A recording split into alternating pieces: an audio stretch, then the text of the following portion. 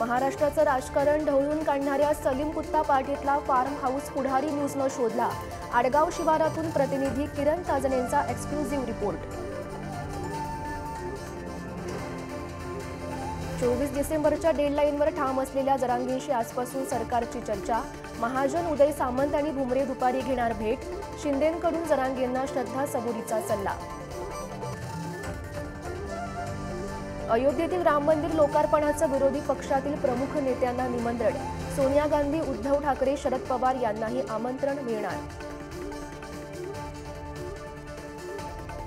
मुंबई-पुणे एक्सप्रेसवेवर 2 तासांचा ब्लॉक। दुपारी 12 ते 2 या वेळेत महामार्गावरील वाहतूक राहणार बंद।